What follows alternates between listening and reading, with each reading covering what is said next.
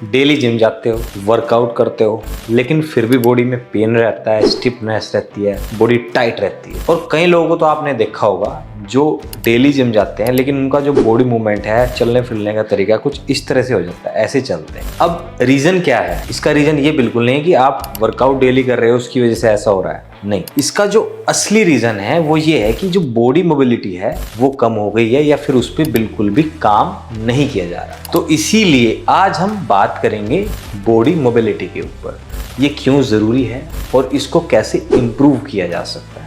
तो वीडियो को पूरा देखना है क्योंकि असली फिजिक सही स्ट्रेंथ के साथ साथ अच्छी बॉडी मोबिलिटी के साथ ही आती है। तो चलिए स्टार्ट करते हैं आज की अपनी वीडियो।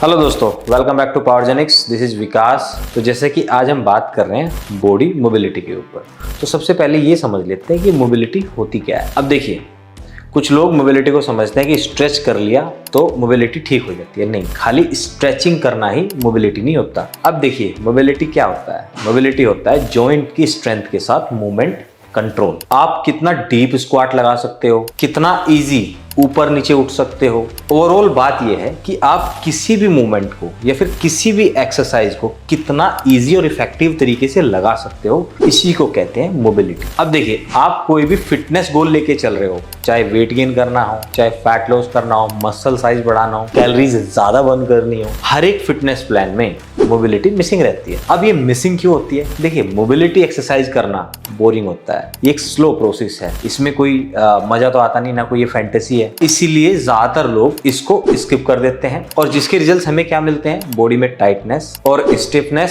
साथ ही साथ इंजरी का रिस्क भी बढ़ जाता है। तो अगर आपको बहुत लंबे टाइम तक वर्कआउट करना है और हेल्दी रहना है तो आपको मोबिलिटी एक्सरसाइज को बिल्कुल भी मिस नहीं करना है। अब देखिए, जो अप्रोच हमारी है फैट लॉस को लेके, चाहे मसल बिल्डिंग को लेके, उसमें क्या दिक्कत आती है? अब मसल तो स्ट्रांग हो रहे हैं लेकिन जो हमारे जॉइंट्स हैं वो टाइट हो रहे हैं। तो क्या हो रहा है? यहाँ पे एक प्रॉब्लम क्रिएट हो रही है। अब मोबिलिटी है नहीं तो क्या क्या प्रॉब्लम आएगी? जैसे कि मैंने बताया, इंजरी का रिस्क बढ़ जाता है, बॉडी में पेन होने लगता है और आपकी जो ओवरऑल प्रोग्रेस है ना, वो रुक जाती है। अब बॉडी कैसी हो जाती है? दिखने में तो बड़ी स्ट्रांग लगती है लेकिन जब भी कोई मूव करना हो, अचानक से उठना हो या फिर भागना हो या जर्क लगा के वेट उठाना हो, तो ऐसा अगर करना है, मोबिलिटी है नहीं तो प्रॉब्लम है। अब एक प्रॉब्लम इसमें जो हमारा आजकल का मॉडर्न लाइफस्टाइल है वो भी है। काफी लंबे टाइम तक बैठे रहना, झुक के फोन यूज करना या फिर लैपटॉप यूज करना। एक्चुअली हो क्या गया है, जो मूवमेंट है बॉडी का वो बड़ा लिमिटेड हो गया है। अब जो लोग वर्कआउट करते हैं वो कितना करते हैं? 1 से 2 घंटा डेली बेसिस पे, लेकिन जो बॉडी में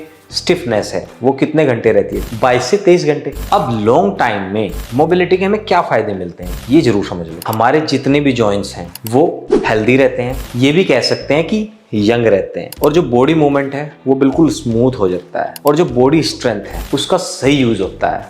वो कैसे? देखिए, अब आप वर्कआउट करके स्ट्रेंथ तो डेवलप कर रहे हो लेकिन मोबिलिटी है नहीं, तो आप उसका मैक्सिमम बेनिफिट नहीं उठा सकते। ये आप एक्सपीरियंस कर सकते हो। जिन लोगों की बैक स्टिफ है, कितनी भी स्ट्रेंथ हो, वेट आप ज्यादा नहीं उठा सकते, डेडलिफ्ट में स्क्वाट ज्यादा नहीं लगा सकते, बेंच प्रेस ज्यादा नहीं लगा सकते, क्योंकि बॉडी पहले से इतनी स्टिफ है। मसल जो है आपको स्ट्रेंथ पुश करने में ज्यादा हेल्प नहीं करेगी। इसीलिए अगर आप में स्ट्रेंथ ज्यादा है और साथ ही साथ मोबिलिटी अच्छी है तो लॉन्ग टर्म तक आपकी बॉडी हेल्दी और स्ट्रांग रहती है और साथ ही साथ पेन फ्री रहती है, जो अपने आप में एक अच्छी बात है। अब थोड़ा सा समझ लेते हैं कि मोबिलिटी को इम्प्रूव करने के लिए हमें क्या करना चाहिए। बहुत सिंपल सी बात है, 10 से 15 मिनट अपने ऊपर खर्च करने हैं। और इसमें एक अच्छी बात यह है, ये आप कभी भी कर सकते हो, वर्कआउट से पहले, बाद में, या फिर दिन में, जब भी आपको मौका मिले, कभी भी। अब कौन सी एक्सरसाइज है जो हम कर सकते हैं? पहली हिप ओपन, दूसरा स्पाइन मूव और तीसरा